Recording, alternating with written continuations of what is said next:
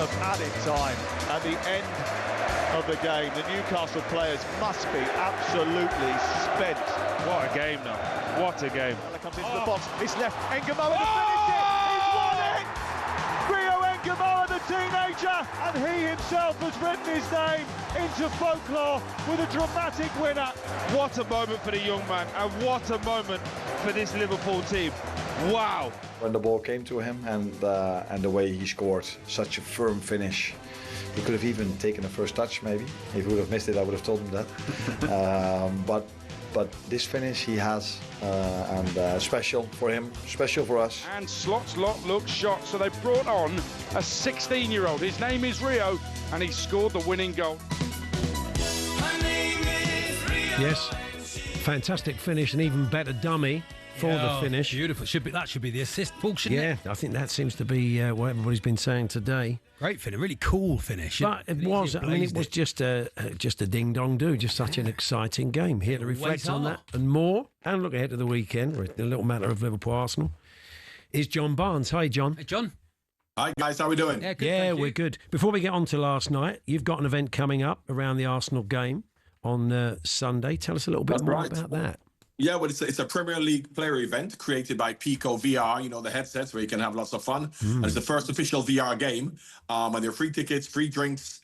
So it's going to be a great occasion. The Premier League trophy is also going to be there with red.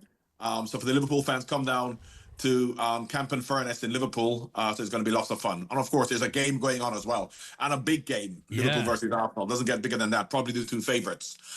So yeah, it's going to be a great occasion. I hope people can make it. It's interesting. Off the back of last night and giving away those two goals as Liverpool did, and some of the things we've seen before last night. There's a few Arsenal fans in this building, John, really fancying their chances. They're saying, well, if Liverpool don't get another defender, I think we're going to have enough this season. What are you making of Liverpool so far, especially defensively? Well, of course, the balance is always important. And as much as we talk about getting Isak and looking how well Ekitike is playing, and we scored 3 goals in both matches, we've conceded 2, and we could have conceded more, even against Bournemouth. So, of course, we have to get the balance right. But the good thing about this team is that as much as we haven't played particularly well in the first 2 games, we've won 2 matches. I remember when we won the league under Jurgen. I think when Jurgen first came, I think we had to play well to win matches. But if you can win matches without playing well, that's the sign of champions, as Man United did in the 90s and the early 2000s. So we will get better in terms of our performances. But as long as you can keep picking up victories, even when you're not playing 100% at your best, is a good sign.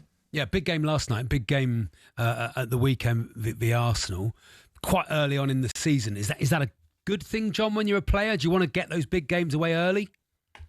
Well, the thing about it is that obviously all games are huge in the Premier League because, of course, once upon a time you look at your rivals and playing against your rivals and then say, oh, if we beat them, then that's okay. However, as you saw against Bournemouth, anybody can beat anybody in the Premier League. So you have to play them when it comes along. So as much as I think for the teams who come up, I think you'd much rather not play the big teams early on. So you can get some confidence. But for teams like Liverpool, Arsenal, whenever the game comes up, they have to be ready. A little bit salty, Arne Slot, after the game, despite getting the victory, saying he wasn't sure whether he saw a football match. He said it was set piece after set piece, long throws, didn't have a lot to do with tactics, it says. But, I mean, look, Newcastle were down to 10 men, weren't they? They had to do what they had to do. Yeah. And they showed an incredible amount of spirit. And as a neutral, I thought that was incredibly cruel on them. I'm sure the Liverpool fans won't care, but for the effort they put in, they deserve something from the game, John. It was a great effort from Newcastle. And I suppose that, Arne Slot and the big boys, Man City have found out themselves last year and even this year that teams are not going to come up with different solutions to play against them. We went through a period a few years ago whereby everybody wanted to play the beautiful game. We wanted to play like Man City. We wanted to play like Arsenal and Pep Guardiola trying to play good football. And those teams who weren't good enough to do that or weren't as good as the big boys in doing that, they got relegated. Look at Southampton, for example, last year, who was talking about playing out from the back. So now they're coming up with different solutions to say, can we upset them in different ways and being more physical and being more direct? And the big boys have to get used to that. Yeah. So as much as, you can see from the... And in fact, if you look at the way Newcastle beat us in the Carabao Cup, they were more physical than us. So I suppose teams may look at that and think, rather than trying to play beautiful football against Liverpool, maybe we have to do different things and against Man City. So I think that, the big boys are going to have to get used to that. Straight after the goal went in, Stan Collymore put that picture up of the game against Newcastle. Barnes Rush, Collymore. Did that bring back those memories for you when you saw that one going at the end? Well, no, I'll tell you what memory came back to me after Rio Ngumoha scored that goal is because I know his house family, should we say, because he moved up from London and he lives with a friend of mine, funnily enough, in Liverpool, with his house father. And his house father, who I met a couple of years ago, actually showed me a picture of me and Rio when Rio was about 7 years old in London on the Underground station. I was in London on the Underground, and he said, oh, here is Rio, who's now, and this was about a year ago, before he was even in the first team, and he said, oh, here's the young boy who's living with us now. Here's a picture of you of him in London. So I really should have signed him up as his agent back then. Often boys at that age, John, get sent out on loan just to get a bit of game experience and toughen up, but obviously Arne Slot feels that he's absolutely ready to play for Liverpool. He looks strong, doesn't he? And like Max Dowman at the weekend, they look ready, John. Yeah.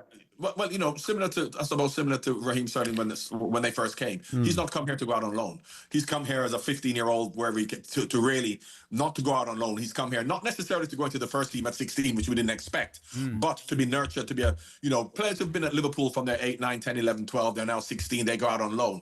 He's come to Liverpool at his age, as a young teenager, as did Raheem, to there really just go straight into the first team fold without necessarily being thrust into the action. And I'm sure that he would rather not have brought him on under those circumstances, but he handled it with aplomb. Yeah. Do you expect Liverpool to get the Isak deal done, John, before the window closes? Well, modern football is so strange, isn't it? Because, of course, you can never tell what's going to happen. You can never tell. And, of course, you're looking at the situation whereby we've scored 6 goals in 2 matches. We're not looking particularly solid in terms of the transitions when we lose the ball from a defensive midfield perspective, protecting our back four. So, I'm thinking more, defenders and defensive midfield players more than Isak is more necessary. But you have to take the chance to get players when you can. Now, as to whether Newcastle are going to dig their heels in, we don't know what the situation is. So I don't expect anything in football. But nothing surprises me. So it wouldn't surprise me if it got done. It wouldn't surprise me if it doesn't get done. Yeah. In some ways, I wonder if we'll get the answers we're expecting on Sunday in the Liverpool-Arsenal game, because they're going to come pretty patched up. We know Saka's not playing. Going to have Madueke, who's not had a lot of game time on the right. Yeah. Probably Eze in his first game on the left, potentially. So, I mean, Liverpool may not be as tested at the back as they would have been if Arsenal were full strength in those positions. Well, I mean, Arsenal is still a good attacking team, as we've seen. So they're still a fantastic team. The test will be there because they play in a very attractive attacking way. But, the solution to the problems isn't always just signing players. If players aren't injured or they're not fit, or you need, you only got 3 strikers where you need 4, then you put Dowman and you put Ngumoha. You have to work with what you have. I'm not going back to the old days when, Liverpool won the league a couple of years before I came with using 13 players for the whole season.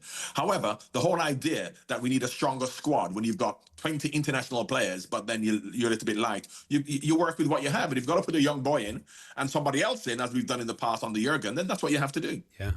Do you keep an eye on Celtic as well, John? Your clubs you were involved in, they're in action. Well, I don't really have to, because they're winning comfortably for the last couple of years.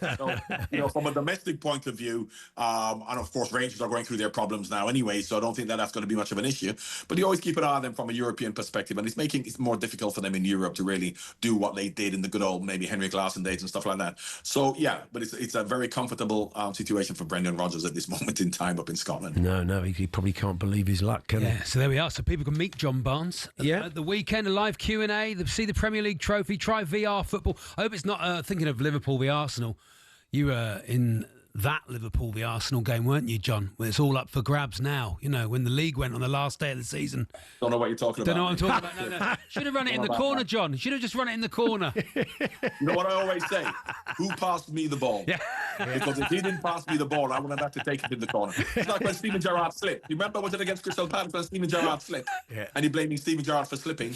Yeah. Well, who passed him the ball? He should blame him, because he shouldn't have passed it to him. Yeah. He's turned. He's such a nice man. I've just made him turn. It's unbelievable. Yeah, that's good. Sorry, John. I gone. apologise. So, yeah, John's passing the buck. Yeah, at the Campham Furnace in Liverpool this Sunday ahead of the game. Good to talk to you, John. All the best. John.